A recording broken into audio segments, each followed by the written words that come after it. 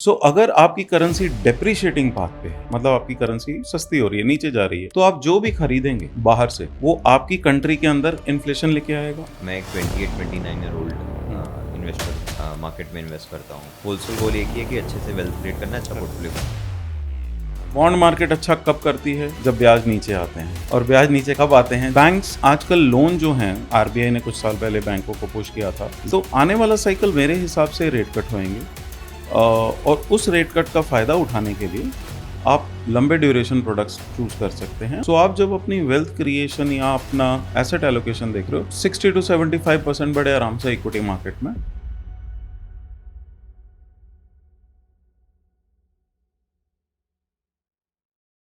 Hello everyone, welcome to our channel. इस channel पे हमने बहुत बार इक्विटी मार्केट्स में कैसे इन्वेस्ट कर सकते हैं, कैसे इक्विटी मार्केट्स को एनालाइज कर सकते हैं, and at the very same time equity markets में जो स्टॉक्स लिस्टेड है उन कंपनियों को कैसे पढ़ सकते हैं उसके बारे में बहुत ही डिटेल में समझा है। अच्छे अच्छे गेस्ट हमने इन्वाइट किए हैं जिन्होंने अपने थीसिस और एनालॉजी हमारे साथ शेयर की है। बट एक ऐसा मार्केट है जिसके बारे में हम सभी को पता होना चाहिए, बट समहाउ ये निगलेक्ट हो जाता है, हम पढ़ते नहीं हैं इनके इसके बारे में। हमें लगता है शायद ये कॉम्प्लिकेटेड है, हमारे लिए नहीं बना है। But to be very frank ऐसा नहीं है। मैं जो मार्केट की बात कर रहा हूँ वो डेट मार्केट्स है। डेट मार्केट्स एक ऐसा इंस्ट्रूमेंट है जहाँ आप इन्वेस्टमेंट करते हो और आपको एक फिक्स रिटर्न मिलता है। बट ये इतना सिंपल नहीं है, हमें उसमें समझना पड़ता है कि वो रिटर्न्स कैसे फ्लक्चुएट होते हैं, कब हमें इन्वेस्ट करना चाहिए, कब नहीं करना चाहिए, किस तरह का इन्वेस्टमेंट हमको करना चाहिए टाइम ड्यूरेशन के according. So to cover this हमारे साथ आज जुड़े हैं Akhil Mittal sir ji, who is a part of Tata mutual fund. इनको करीबन करीबन 21 साल का एक्सपीरियंस है in this industry, and at the very same time ये टाटा में आज के टाइम पे डेट फंड्स मैनेज कर रहे हैं, specially ultra short funds and all those. So with this I welcome you Akhil sir. Thank you so much for joining us. To begin with sir, what is fixed income as an asset class? अगर किसी layman को समझना हो तो कैसे समझेगा? Fixed income जैसे नाम में है, एक फिक्स दर, ब्याज का जो दर होता है वो हमको सबको समझ आता है। अभी वो ब्याज दर के जो भी इंस्ट्रूमेंट होते हैं उनको फिक्स्ड इनकम इंस्ट्रूमेंट्स बोल देते हैं।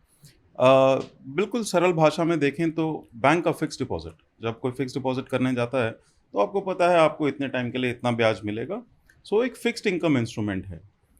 लेकिन जब आप कैपिटल मार्केट्स में आ जाते हैं तो फिक्स्ड इनकम इंस्ट्रूमेंट्स के अंदर ही बहुत अलग अलग तरह के इंस्ट्रूमेंट्स होते हैं।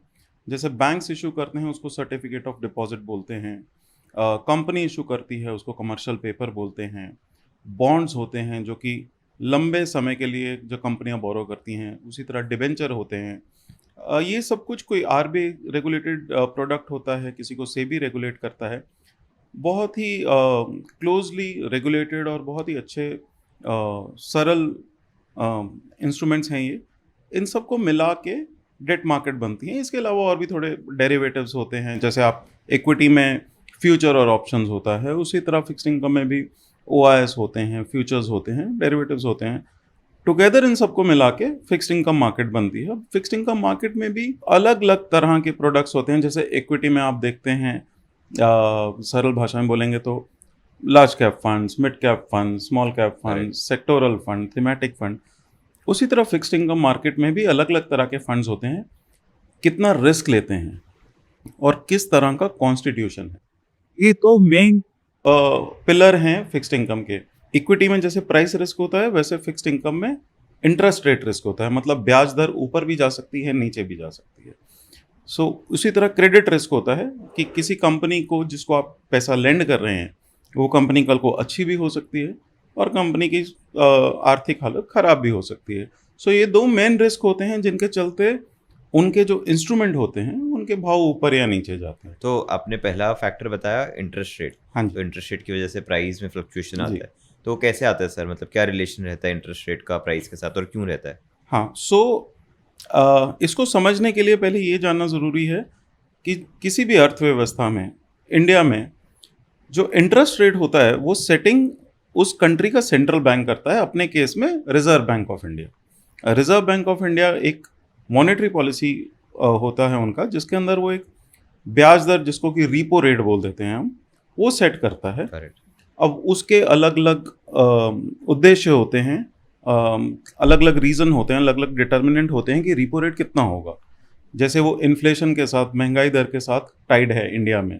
सो एक इन्फ्लेशन का टारगेट होगा, उस टारगेट को मीट करने के लिए आप कभी तो इंटरेस्ट रेट ऊपर करेंगे, कभी नीचे करेंगे। Right. अगर महंगाई ज़्यादा है तो आपको महंगाई नीचे लानी है, नीचे लाने के लिए आपको डिमांड किल करना पड़ेगा, डिमांड किल करने के लिए आपको पैसा महंगा करना पड़ेगा। राइट, तो इंटरेस्ट रेट बढ़ा देंगे। पैसा महंगा करना है तो आरबीआई इंटरेस्ट रेट बढ़ा देगा, Right. Repo rate. अभी रिपो रेट क्या होता है? जिस रेट पे बैंक्स आरबीआई से जाके पैसा बोरो करेंगे, और उसी तरह से एक एसडीएफ रेट होता है जिसको पहले रिवर्स रिपो रेट बोला जाता था। अगर सिस्टम में लिक्विडिटी ज़्यादा है बैंकों के पास और डिमांड पैसे की मार्केट में कम है, तो बैंक क्या करेंगे? वो पैसा जाके वापस आरबीआई को देंगे, उसको एसडीएफ रेट बोलते हैं हम। ये दोनों रेट आरबीआई एक मॉनेटरी पॉलिसी, जो कि अपनी मॉनेटरी पॉलिसी कमेटी है, उस मॉनेटरी पॉलिसी में डिसाइड करता है। अभी इंटरेस्ट रेट या ब्याज दर ऊपर जाने के बहुत सारे कारण होते हैं। सबसे जो बड़ा डिटर्मिनेंट होता है वो होता है आरबीआई का पॉलिसी, जैसे मैंने बताया। अभी फॉर एग्जांपल देखिए 2022-2023 में हमने देखा कि पूरे विश्व में सारे सेंट्रल बैंक इंटरेस्ट रेट ऊपर कर रहे थे, अपने ब्याज दर ऊपर कर रहे थे। वो इसलिए क्योंकि इन्फ्लेशन बहुत ज़्यादा हो गई थी, महंगाई दर बहुत ज़्यादा हो गया था। 2024 में महंगाई दर नीचे आए तो हमने देखा यूएस ने सितंबर में रेट कट करना शुरू किया, हमने फरवरी में अपना एक रेट कट किया।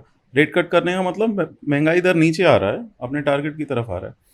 वो रेट कम होने से क्या होगा? बैंकों को पैसा आरबीआई से कम रेट पे मिलेगा, Correct.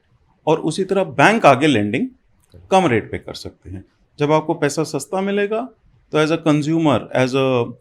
कंज्यूमर ऑफ मनी, आप सस्ता पैसा मिलेगा तो आप जाके उसको खर्च करोगे, इन्वेस्ट करोगे, कंज्यूम करोगे, घर खरीदोगे, गाड़ी खरीदोगे। सो इस तरह से वो इकोनॉमी को स्टिमुलेट करता है। सो इंटरेस्ट रेट ऊपर और नीचे जाने के मेन जो फैक्टर है वो है आरबीआई मॉनेटरी पॉलिसी। अब मॉनेटरी पॉलिसी को डिटरमिन करने वाले बहुत सारे फैक्टर होते हैं। महंगाई दर सबसे इम्पॉर्टेंट है, उसके अलावा ग्रोथ। ओके। ठीक है, जैसे अपनी कंट्री में मानिए कि ग्रोथ बहुत अच्छा चल रहा है, हम्म। राइट, तो आरबीआई को उस केस में इकोनॉमी को सिमुलेट करने के लिए, उसको कुछ एक्स्ट्रा पुश देने के लिए कोई ज़रूरत नहीं पड़ती है, वो इकोनॉमी चल रही है पॉलिसीज़ की वजह से। लेकिन उल्टा केस, कभी कभी क्या होता है कि इकोनॉमी में स्लो डाउन आ जाता है, जिसको हम कहते हैं कि भाई जीडीपी ग्रोथ नीचे आ गया, एक्टिविटीज़ नहीं हो रही हैं, कैपिटल क्रिएशन नहीं हो रहा है, तभी आरबीआई महंगाई दर तो ध्यान में रखता ही है, but at the same time RBI का ऑब्जेक्टिव ये भी होता है कि वो ग्रोथ को, medium term long term growth को सपोर्ट करे। Correct. उस केस में ग्रोथ को सपोर्ट करने के लिए भी आरबीआई ब्याज दर ऊपर नीचे करता है। इसके अलावा जो कारण इंटरेस्ट रेट को डिफाइन करते हैं वो एक कंट्री का फिस्कल डेफिसिट, जैसे भारत का वित्तीय घाटा, राइट। सो गवर्नमेंट हर साल बजट बनाएगी, जो कि पूरा साल गवर्नमेंट कहाँ खर्चा करेगी, कहाँ से रेवेन्यू आएगा। अगर डेफिसिट ज़्यादा है तो गवर्नमेंट को ज़्यादा बोरो करना पड़ेगा। सिंपल है, अगर हमें ज़्यादा उधार पैसा चाहिए तो हमको महंगा मिलेगा, Right. हमको कम चाहिए तो हमको सस्ता मिलेगा। तो अगर जब गवर्नमेंट ज़्यादा बोरो करती है, फिस्कल डेफिसिट ज़्यादा होता है, तो ब्याज ऊपर चले जाते हैं, और जब गवर्नमेंट कम बोरो करती है, ब्याज दर नीचे आ जाते हैं। तो इस तरह से करेंसी एक बहुत इंपॉर्टेंट फैक्टर है, आजकल काफ़ी पिछले 3-4 महीने से देख रहे हैं। सो करेंसी में क्या होता है? करेंसी इज़ नथिंग बट आपके देश की वैल्यू, राइट। सो अगर आपकी करेंसी डेप्रिशिएटिंग पाथ पे है, मतलब आपकी करेंसी सस्ती हो रही है, नीचे जा रही है, तो आप जो भी खरीदेंगे बाहर से, वो आपकी कंट्री के अंदर इन्फ्लेशन लेके आएगा। मान लीजिए आप 80 रुपये लीटर तेल खरीद रहे थे, आपको एक महीने बाद वही तेल 90 रुपये लीटर खरीदना पड़ रहा है, तो आपके यहाँ तो तेल महंगा हो गया, राइट। और वो इसलिए नहीं हुआ क्योंकि तेल के भाव बढ़ गए, इसलिए हुआ क्योंकि आपकी करेंसी डेप्रिशिएट हो गई, करेंसी नीचे आ गई। सो उस केस में आरबीआई को कई बार करेंसी बचाने के लिए इंटरेस्ट रेट्स में इंटरवीन करना पड़ता है। अगर करेंसी ज़्यादा डेप्रिशिएट हो रही है तो आरबीआई कई बार ब्याज दर बढ़ा देता है। उससे क्या होगा कि जो बाहर वाला कोई इन्वेस्टर है उसको अच्छा ब्याज दिखेगा, राइट। सो वो अपना पैसा लेके आएगा। जब वो पैसा लेके आएगा तो अपनी करेंसी की डेप्रिसिएशन रुक जाएगी, राइट। उसी तरह से अगर आपकी करेंसी बहुत ज़्यादा ओवर वैल्यूड है, बहुत अप्रिशिएटेड है, उसके कारण आपके एक्सपोर्ट्स को नुकसान हो रहा है, राइट। जब आप हमारी करेंसी अगर बहुत स्ट्रांग होगी तो हमारा एक्सपोर्ट कॉम्पिटिटिव नहीं रहेगा, सामने वाले के लिए महंगा हो जाएगा, सामने वाले के लिए महंगा हो जाएगा। तो उस केस में आरबीआई क्या करेगा? आरबीआई ब्याज दर कम कर देगा, राइट। ब्याज दर कम करेगा तो जो इन्वेस्टेड है उसको लगेगा यहाँ ब्याज कम मिल रहा है, तो अपना पैसा निकालेगा, डॉलर निकालेगा, तो अपनी करेंसी के ऊपर प्रेशर आएगा, करेंसी सस्ती हो जाएगी। सो करेंसी मैनेजमेंट के लिए भी, रुपी मैनेजमेंट के लिए सेंट्रल बैंक्स इंटरवीन करते हैं। इसके अलावा और पॉलिसी डिसीजंस होते हैं काफ़ी सारे, जिनके कारण ट्रेड पैक्ट्स होते हैं, जिनके कारण इंटरेस्ट रेट ब्याज दर ऊपर नीचे जाते हैं। बट अगर अब मोटा मोटा देखना है कि सबसे ज़्यादा इन्फ्लुएंस करने वाले फैक्टर कौन है, सो वो आरबीआई की मॉनेटरी पॉलिसी, फिस्कल डेफिसिट और करेंसी, ये तीन। करेक्ट। और से जब इंटरेस्ट रेट बढ़ रहा हो तब हमें बॉन्ड मार्केट में इन्वेस्ट करना चाहिए, जब घट रहा हो तब करना चाहिए? सो इसको मॉनेटरी पॉलिसी साइकिल बोलते हैं। तो जब सेंट्रल बैंक या आरबीआई ब्याज बढ़ाता है, रेट बढ़ाता है, तो उस टाइम पे आपको मान के चलना है कि किस लेवल तक आरबीआई रेट बढ़ाएगा। करेक्ट। जब भी रेट, अभी ब्याज दर और प्राइस में, बॉन्ड के प्राइस में आपको पहले वो रिलेशन समझना ज़रूरी है। मान लीजिए मैं एक बोरोइंग कंपनी हूँ, मैंने एक मार्केट से आपसे पैसा लिया और आपको बोला मैं 8% हर साल आपको ब्याज दूंगा। मैंने आपसे 10 साल का पैसा बोरो किया। 6 महीने बाद इकोनॉमी में आरबीआई ने रेट बढ़ा दिए।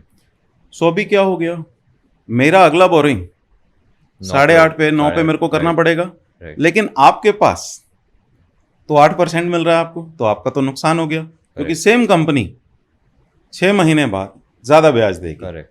सो ये होता है रिलेशन। सो आप क्या करोगे, अगर आपको मेरा डेट उस टाइम मार्केट में बेचना है तो आपका तो 8.5 या 9% पे बिकेगा। करेक्ट। उस टाइम का जो प्रिवेलिंग रेट ऑफ इंटरेस्ट होगा, सो आपको नुकसान हो गया। उसी तरह से अगर मान लीजिए रेट कट हो गया और ब्याज नीचे आ गए, मेरे को अगला बोरोइंग 7.5 पे मिलेगा। आप ऑलरेडी 8 कमा रहे हो, 8% कमा रहे हो, तो आपका फायदा है, तो आप बेचने जाओगे तो आपको ज़्यादा पैसा मिलेगा। सो रिलेशनशिप ऐसा है कि जब ब्याज दर ऊपर जाते हैं तो जो होल्डर ऑफ एसेट है उसकी वैल्यू कम हो जाती है, और जब ब्याज दर नीचे आते हैं तो जो होल्डर ऑफ एसेट है उसकी वैल्यू ऊपर चली जाती है। आज की अगर मार्केट सिनेरियो की बात करें तो आरबीआई एक रेट कट कर चुका है। इन्फ्लेशन, आरबीआई ने बोला है महंगाई दर धीरे धीरे नीचे आ रही है और उनके टारगेट तक आ जाएगी। FY26 जो कि अगले साल का अनुमान है आरबीआई का, वो है कि 4.2% तक अपना इन्फ्लेशन एवरेज आ जाएगा। और अपना जो ग्रोथ पोटेंशियल है, अगर उसको 7-7.5% मान के चलें, और अपना जो करंट एक्चुअल ग्रोथ आ रहा है वो काफ़ी वीक है। जैसे अपने लास्ट 6.5 के आसपास आ रहा है, जो लास्ट नंबर था वो तो 5.5 के करीब। तो अपना ग्रोथ काफ़ी वीक हो गया है। सो उसको सपोर्ट करने के लिए ये माना जा सकता है, या मार्केट ज़्यादातर ये मान रही है कि आरबीआई ब्याज दर कम करेगा, पैसा को सस्ता करेगा। पैसा सस्ता होगा तो उसकी डिमांड आएगी, डिमांड आएगी तो ग्रोथ आएगी। सो आने वाला अगला साइकिल ऐसा लग रहा है कि इसमें इंटरेस्ट रेट या ब्याज दर कम होंगे। जब ब्याज दर कम होंगे तो आपका जो होल्डर है, जिसके पास भी डेट है या फिक्स्ड इनकम है, उसका प्राइस जनरली ऊपर जाएगा, या आपको री इन्वेस्टमेंट रिस्क नहीं होगा, तो आपकी कमाई ज़्यादा होगी। सो जब ब्याज दर नीचे आने का अनुमान होता है, उम्मीद होती है, उस टाइम पे फिक्स्ड इनकम में आपको ज़्यादा पैसा बनेगा। लेकिन फिक्स्ड इनकम में, जैसे मैंने पहले कहा, बहुत तरह के प्रोडक्ट्स होते हैं। अभी कुछ प्रोडक्ट्स होते हैं जो 3 महीना, 6 महीना, 1 साल के लिए प्रोडक्ट्स होते हैं। कुछ होते हैं जो लंबे इंस्ट्रूमेंट्स में इन्वेस्ट करते हैं, 5 साल, 10 साल, 30 साल, 40 साल। जैसे गवर्नमेंट सिक्योरिटी है, गवर्नमेंट बोरो करता है, तो गवर्नमेंट 5 साल के लिए भी बोरो करता है, 10 के लिए, 15 के लिए, 30 के लिए, 40 के लिए, 50 के लिए। जितना लंबा टाइम पीरियड होगा, जितना लंबा टेन्योर होगा बॉन्ड का, उतना ही ज़्यादा उसका प्राइस फ्लक्चुएट करेगा। ओके, ये क्या कारण है सर? इसका कारण ऐसा है, मान लीजिए मैंने 2 साल का पैसा बोरो किया, 1 साल के बाद इंटरेस्ट रेट कम हो गए, तो जो भी मेरा एसेट का होल्डर है उसको तो सिर्फ 1 साल का फायदा हुआ, जो रिमाइंडर टाइम पीरियड है, और एक साल का नुकसान हुआ दूसरे वाले को। 1 साल का नुकसान हुआ। उसी वहीं पे अगर मैंने 50 साल का बोरो किया होता तो नुकसान वाले को 1 साल का होता और फायदे वाले को 49 साल का होता। राइट। सो जितना टेन्योर लंबा होता है, ड्यूरेशन बोलते हैं, सो ड्यूरेशन इम्पैक्ट बोलते हैं। तो जितना टाइम पीरियड लंबा होता है उतना प्राइस का मूवमेंट उस रेशो में होता है। सो जैसे हाइपोथेटिकल ब्रॉड नंबर देता हूँ, अगर 10 साल का बॉन्ड हो और तकरीबन मान लीजिए 100 बेसिस इंटरेस्ट रेट्स, 100 बेसिस बोलो तो 1%, 1% का 100वां हिस्सा 1 बेसिस पॉइंट्स। तो अगर 100 बेसिस पॉइंट्स रेट मूव होता है तो मोटा मोटा आपको उसमें 7 रुपये का मूवमेंट हो जाएगा। तो अगर आपने 100 रुपये का बॉन्ड खरीदा है 8% पे और वो इंटरेस्ट रेट कम आ गए, इंटरेस्ट रेट हो गए 7%, सो आपको जो फ़ायदा होगा वो आपकी 100 की चीज़ 107 में बिकेगी, करेक्ट। उसकी वैल्यू 107 हो जाएगी। सो जब ब्याज दर नीचे आ रहे होते हैं तो आप चाहेंगे कि आपके पास लंबे ड्यूरेशन का इन्वेस्टमेंट हो, ताकि आपका उसमें प्रॉफिट होने का जो Chance पॉसिबिलिटी है, चांसेस है, वो ज़्यादा हो। और अगर कभी ब्याज दर ऊपर जा रहे हैं, आपको लगे कि भाई ये टाइटनिंग साइकिल है, फॉर व्हाटएवर रीजंस जो हमने डिस्कस किए हैं, आरबीआई अभी रेट ऊपर करेगा, उस टाइम पे आपके पास छोटे ड्यूरेशन का पैसा इन्वेस्टमेंट होना चाहिए, ताकि आपको नुकसान नहीं हो। तो बैंक्स वगैरह भी सर ऐसे ही मैनेज करते हैं अपना? बैंक अपनी ट्रेजरी ऐसे ही मैनेज करते हैं। और दूसरा आप ये भी देखिए, बैंक्स आजकल लोन जो हैं, आरबीआई ने कुछ साल पहले बैंकों को पुश किया था, ज़्यादातर जो लोन्स हैं वो अभी बेंचमार्क लिंक्ड हैं। बेंचमार्क लिंक मतलब जैसे housing loan repo rate plus एक स्प्रेड, ओके, राइट? तो जब रिपो रेट कम होगा तो जो कंज्यूमर है उसके लिए कम हो जाएगा ब्याज, रिपो रेट बढ़ेगा तो कंज्यूमर के लिए ज़्यादा हो जाएगा ब्याज। हर तरह के लोन के लिए एक स्प्रेड लगा हुआ है। स्प्रेड लगा हुआ है, एक बेंचमार्क होगा, चाहिए आप उसको रिपो रेट मान लीजिए, MCLR मान लीजिए, और उसके ऊपर स्प्रेड होता है। सो इस तरह से बैंक जो कि अपनी लायबिलिटी तो मैनेज कर ही रहे हैं, जो वो बोरो करते हैं, अपना एसेट जो वो लोन दे रहे हैं उसको भी इंटरेस्ट रेट फ्लक्चुएशन के हिसाब से मैनेज करते हैं। उसके अलावा बैंक्स का जो खुद का पैसा होता है, ट्रेजरी जिसको बोलते हैं, उसको भी वो ड्यूरेशन के हिसाब से प्ले करते हैं। राइट। अगर आप इंस्टीट्यूशनल अप्रोच समझेंगे, बैंक्स हो या फाइनेंशियल इंस्टीट्यूशन या लार्ज कॉर्पोरेट्स, वो फिक्स्ड इनकम मार्केट के बहुत बड़े पार्टिसिपेंट होते हैं। Unlike retail public in equity markets, right. वहाँ पे इंस्टीट्यूशन प्ले ज़्यादा होता है। बट जैसे कि आपने शुरू में कहा, बहुत सारे लोगों को फिक्स्ड इनकम मार्केट थोड़ा पेचीदा लगता है, Right. कॉम्प्लेक्स लगता है, मैथमेटिक्स इन्वॉल्व है, इसके लिए उसमें इंटरेस्ट नहीं आता है सीखने का। जनरल कुछ लोग बहुत अच्छे से वाकिफ़ होते हैं, लेकिन जनरल सीखने का इंटरेस्ट, बट ये बहुत ज़रूरी है फिक्स्ड इनकम मार्केट के बारे में जानना, क्योंकि आप सिर्फ एक एसेट क्लास समझ के आप एक इकोनॉमी में इफेक्टिवली पार्टिसिपेट नहीं कर पाएंगे कभी भी।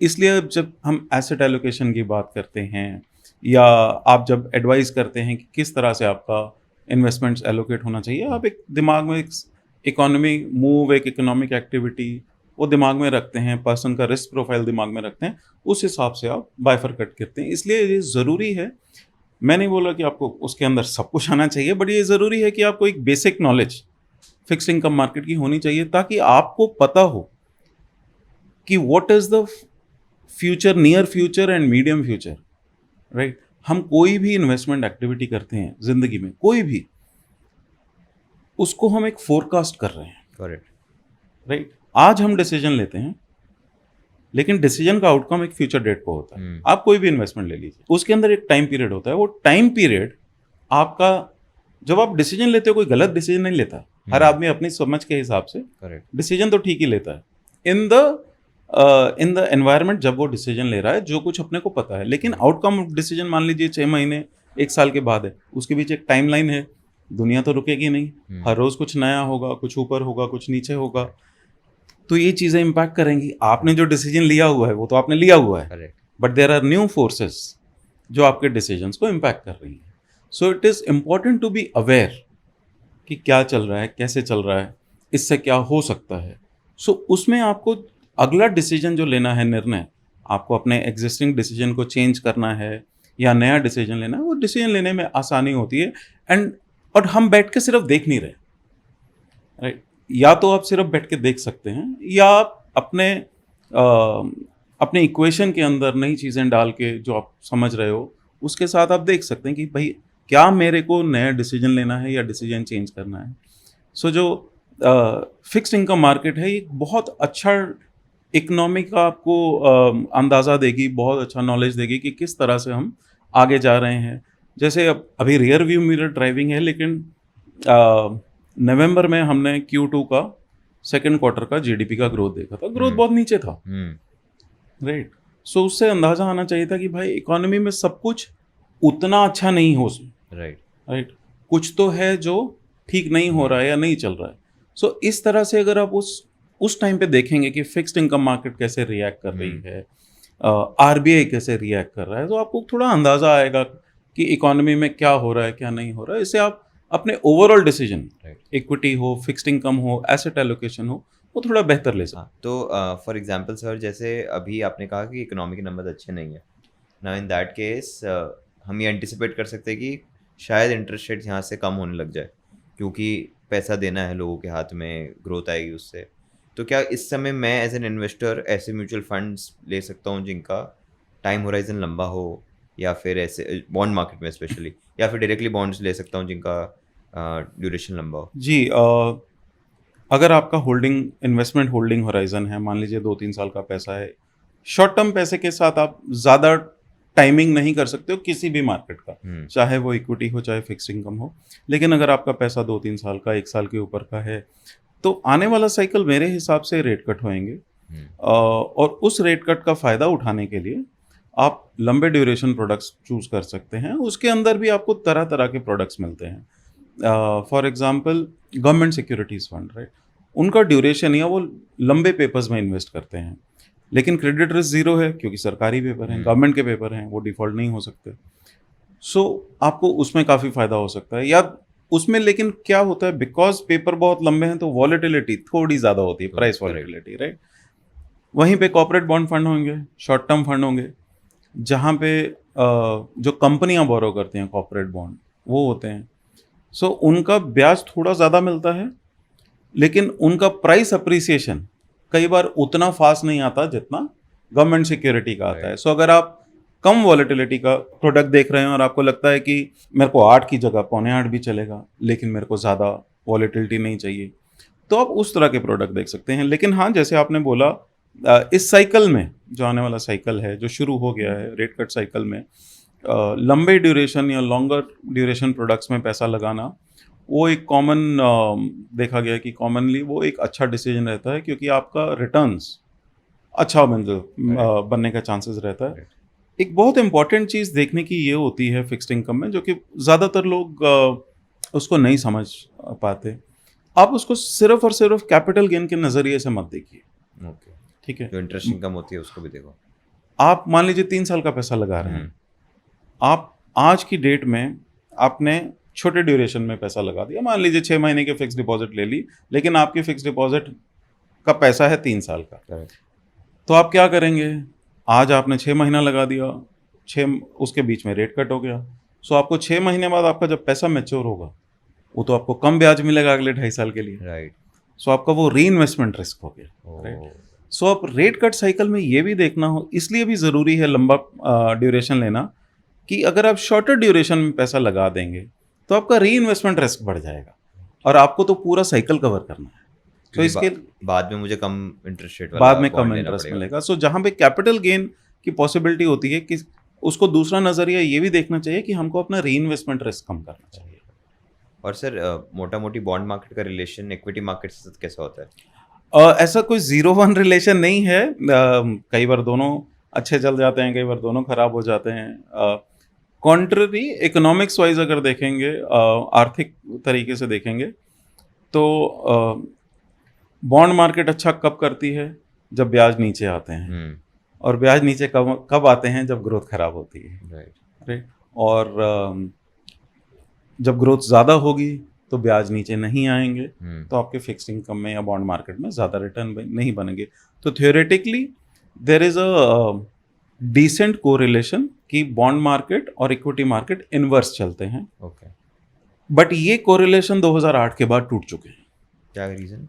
तो 2008 में जब ग्लोबल फाइनेंशियल क्राइसिस हुआ, उसके बाद सेंट्रल बैंक्स ने, यूएस ने, जो कि सबसे बड़ी अर्थव्यवस्था है, उन्होंने क्वांटिटेटिव ईजिंग किया। क्वांटिटेटिव ईजिंग मतलब बहुत सारे पैसे सेंट्रल बैंक ने छापे और इकोनॉमी में पंप किए। अब वो हर तरह के एसेट में गए, फिक्स्ड इनकम में भी गए, इक्विटी में भी गए, ग्रोथ में भी गए, तो सबका ही प्राइस बढ़ा, राइट? और कई बार क्या होता है कि जैसे मान लीजिए ग्रोथ खराब है, जैसे हमने अभी डिस्कस किया, ग्रोथ खराब है, तो आपको पता है आरबीआई रेट कट करेगा, तो आपका फिक्स्ड इनकम का प्राइस तो ऊपर चला जाएगा। उसी टाइम पे एक ये भी थॉट प्रोसेस बन जाएगा कि क्योंकि आरबीआई रेट कट करेगा और पैसे देगा इकोनॉमी, तो हो सकता है वापस कंपनियां चल जाएं, उनके प्रॉफिट बढ़ जाएं राइट। और उस एक्सपेक्टेशन पे इक्विटी मार्केट कम। तो सर ऐसा कुछ देख सकते हैं हम कि जैसे अभी इंटरेस्ट रेट कम होना स्टार्ट हुआ तो इमीडिएटली तो इक्विटी मार्केट्स बढ़ना शुरू नहीं होंगे, तो पहले का जो 6 महीना 12 महीने का फेज होता है वो बॉन्ड मार्केट अच्छा परफॉर्म करता है, उसके बाद वो ट्रिकल डाउन होकर इक्विटी पे जाता है। देखिए, पैसा हर एसेट क्लास में जाता है। हम्म। हर एक, मैं ये मानता हूँ, हर एक इन्वेस्टर का डिफरेंट डिफरेंट एसेट बकेट्स में इक्विटी, फिक्स्ड इनकम, कमोडिटी, हर जगह ही अपना इन्वेस्टमेंट होता है। सो जो फिक्स्ड इनकम का एलोकेशन है वो ये टाइम पे लॉन्गर ड्यूरेशन प्रोडक्ट्स जैसे मैंने बोला वहाँ पे जा सकता है। और जब आपको लगे कि इससे ज़्यादा रेट कट या कैपिटल गेन होने की संभावना नहीं है, उस टाइम पे जाके आप अपना ड्यूरेशन यानी इंटरेस्ट रेट रिस्क कम कर सकते हैं। लंबे वाले फंड से पैसा निकाल के छोटे वाले फंड्स में आ Correct. सकते हैं ताकि आपका अक्रूवल बना रहे। सो फिक्स्ड इनकम में एक अच्छी चीज़ ये है कि आप अपने हर तरह के रिस्क मैनेज कर सकते हैं। हम्म। वो ऐसा नहीं है, 0-1 कॉल नहीं है कि इट्स अ यूनिडायरेक्शनल मूव कि वो एक ही तरफ सब जाएंगे, ऐसा नहीं है।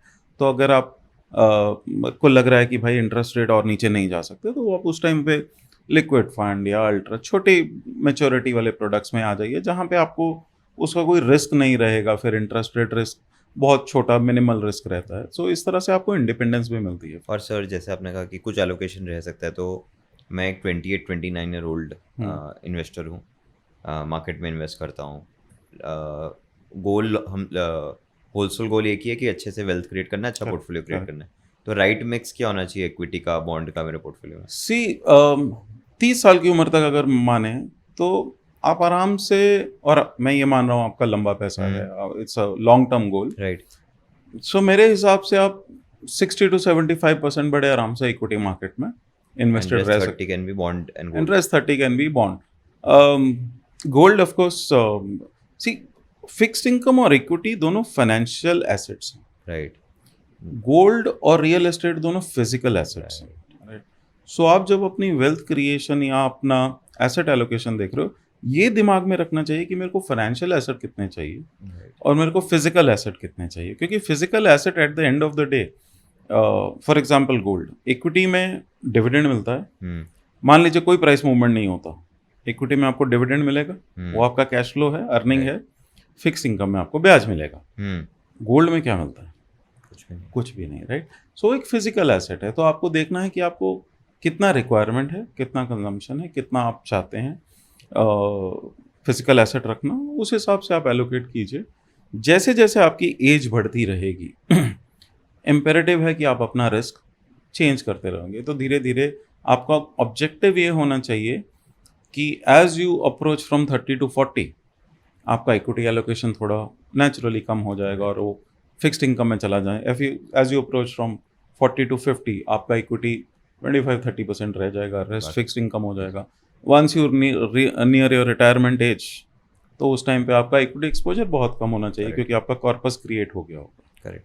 और सर आपने 2-3 अलग अलग तरह के बॉन्ड्स बताए। फॉर एग्जांपल आपने कहा कि कोई ड्यूरेशन के हिसाब से होता है जिसमें कम टाइम है, किसी में ज़्यादा है, किसी में बहुत ज़्यादा है, और आपने क्रेडिट रिस्क का भी शुरू में जिक्र किया था।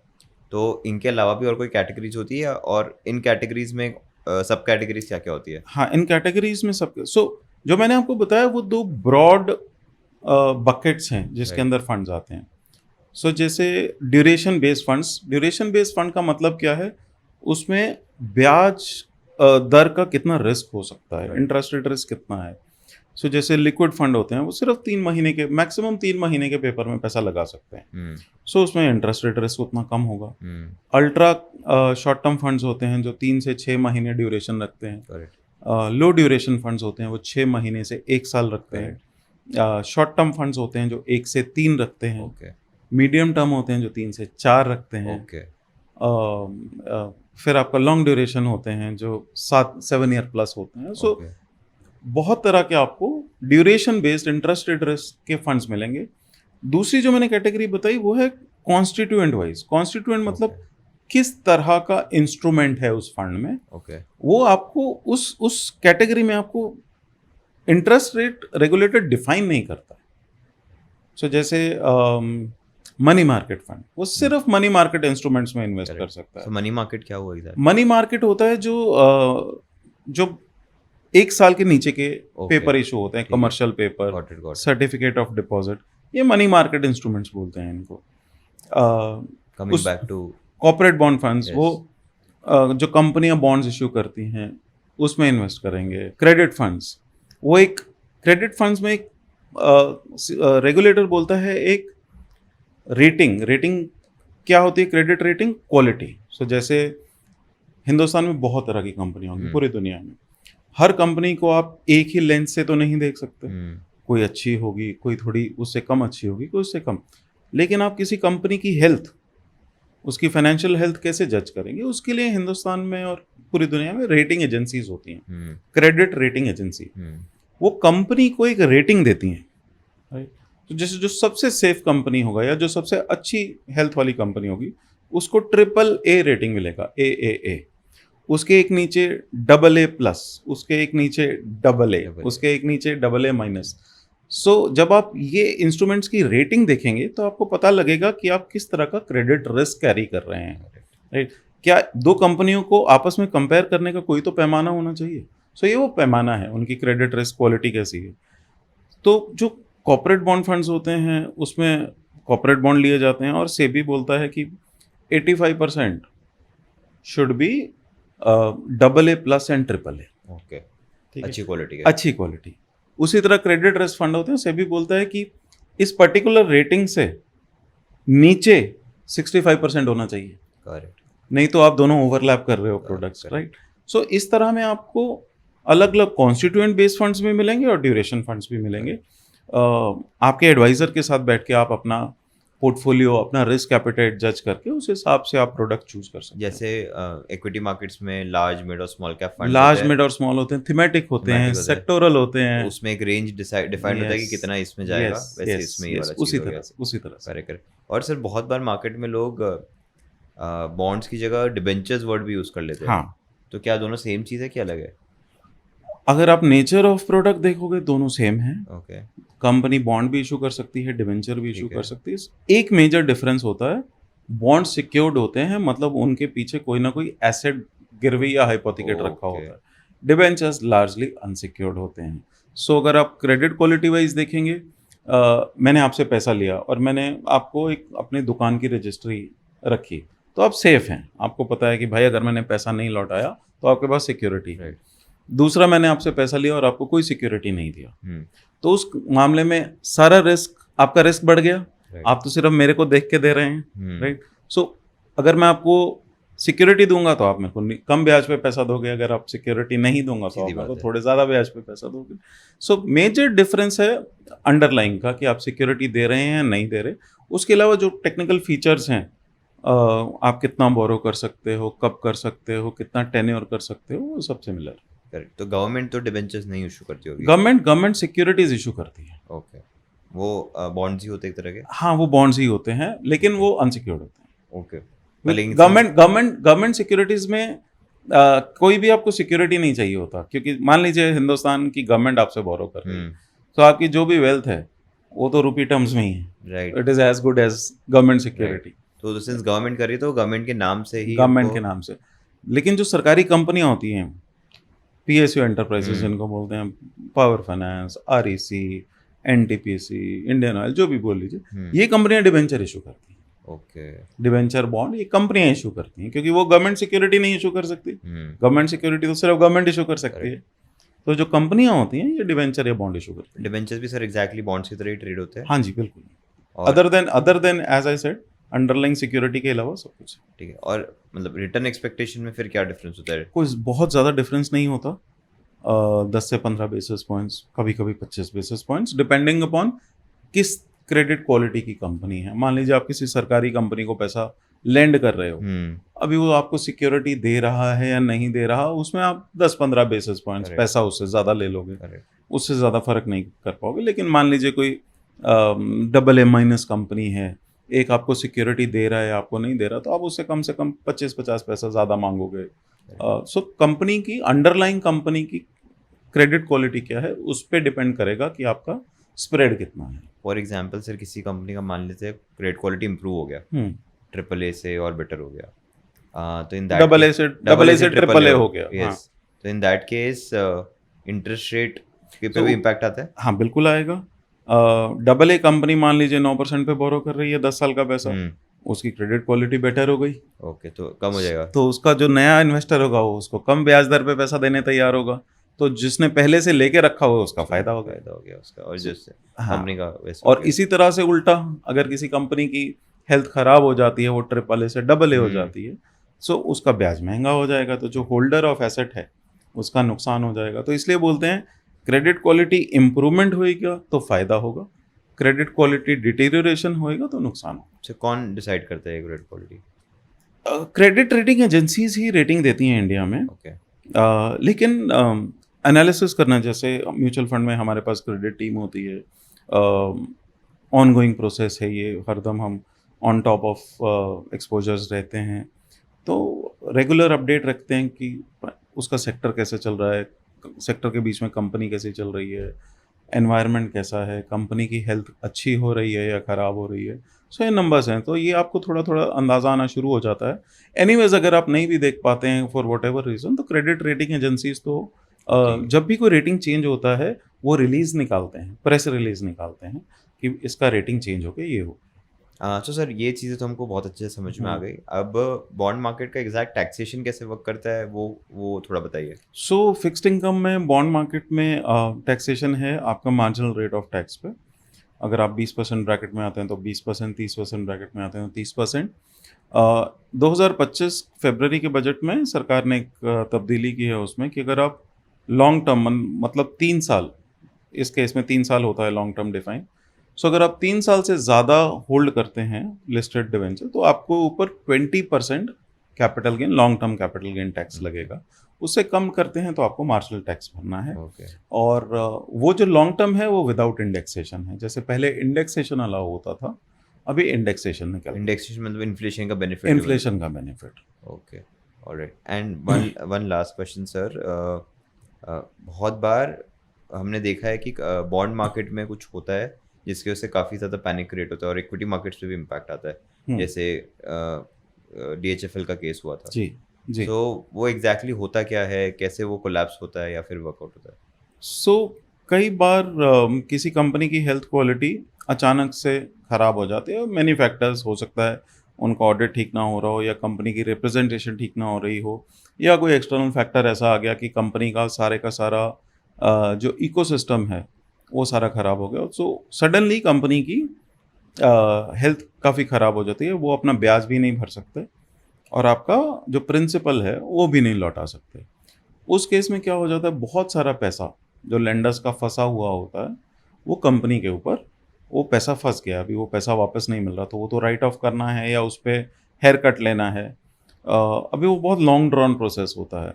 तब तक इतना पैसा तो मार्केट का उधर फंस गया है, और फिर मार्केट भी क्या देखता है, उस कंपनी के शेयर पे तो इम्पैक्ट आता ही है, उसके अलावा उसी सेक्टर के ऊपर भी कई बार मार्केट थोड़ा नेगेटिव हो जाती है कि इस सेक्टर की ABC company, X Y Z company, उसके ऊपर इम्पैक्ट आ गया। सो हो सकता है दूसरी कंपनीज के ऊपर भी सेम एनवायरनमेंट में एक सेक्टर की कंपनियां काम करती हैं, तो उन कंपनीज को भी सेम सेम ब्रश या सेम कलर, आप बोल सकते हो कि जो फियर का माहौल हो जाता है, डर का माहौल, कि उस सेक्टर में कंपनी ने ऐसा करके डिफ़ॉल्ट हो गया या उसकी क्रेडिट कंडीशन ख़राब हो गई, तो दूसरी कंपनीज़ के ऊपर भी लोग 4 बार देखते हैं, उसके ऊपर ज़्यादा एनालिसिस करते हैं। सो डर का माहौल थोड़ा बन जाता है, तो फ़ियर हो जाता है। तो जब पैसा फ़ियर में आदमी पैसा देता नहीं है, अपना पैसा निकालता है, तो उन सेक्टर्स में या उन तरह की कंपनियों के ऊपर भी इम्पैक्ट आ जाता है। तो इस तरह देखा गया है कि शॉर्ट साइकिल के लिए उस सेम सेक्टर या सिमिलर काइंड ऑफ कंपनीज़ के ऊपर इम्पैक्ट आता है। उनके शेयर प्राइसेस पे भी हिस्टोरिकली देखा गया है कि प्राइस इम्पैक्ट आया है, उनके बॉन्ड्स प्राइसेस पे भी इम्पैक्ट आया है। और जो 2008 का क्राइसिस था उसमें तो जो कोलैटरल था उसी पे इम्पैक्ट आ गया था। बिल्कुल, तो 2008 के काफ़ी सारे रीज़न्स हैं, काफ़ी सारी बुक्स हैं, बट वो क्रेडिट और क्रेडिट क्राइसिस से ही शुरू हुआ था, लिक्विडिटी क्राइसिस डेरिवेटिव इंस्ट्रूमेंट्स की वजह से शुरू हुआ था, जो MBS, mortgage backed securities. Securities, pools, ABS थे, एसेट बैक्ड सिक्योरिटीज़, उनसे उनकी प्राइसिंग से एक डेरिवेटिव, सेकंड डेरिवेटिव, वो मार्केट बहुत इलिक्विड हो गया था, और ज़रा सा किसी के ऊपर ज़रा सा क्रेडिट कंसर्न आया, तो पूरा मार्केट इलिक्विड हो गया और इतना पैसा लगा हुआ था कि इट रिजल्टेड जो होल्डर थे उन एसेट्स के, they went bankrupt. Alright, thank you very much sir. I think bond market के बारे में पूरे यूट्यूब पे ऐसा पॉडकास्ट तो आई एम होपिंग कहीं अवेलेबल नहीं, और काफ़ी लोगों को बॉन्ड मार्केट की समझ आई होगी इससे कि कैसे वर्क करते हैं, कैसे उनका फंक्शनैलिटी है, कैसे वो बढ़ते हैं, कैसे घटते हैं, और कब उनमें इन्वेस्ट करना चाहिए, कब शॉर्ट टर्म वाले लेने चाहिए, कब लॉन्ग टर्म वाले लेने चाहिए, कैसे अपने गोल्स को अलाइन कर सकते हैं उसके साथ। तो आपने बहुत ही अच्छे से उसको समझाया, और इनफैक्ट मेरे भी काफ़ी सारे ऐसे डाउट्स थे जो कि आपसे सवाल पूछते पूछते क्लियर हो गए। So thank you so much sir, आपने अपना थैंक टाइम यू, दिया और ये पॉडकास्ट हमारे साथ शूट किया। Thank you very much.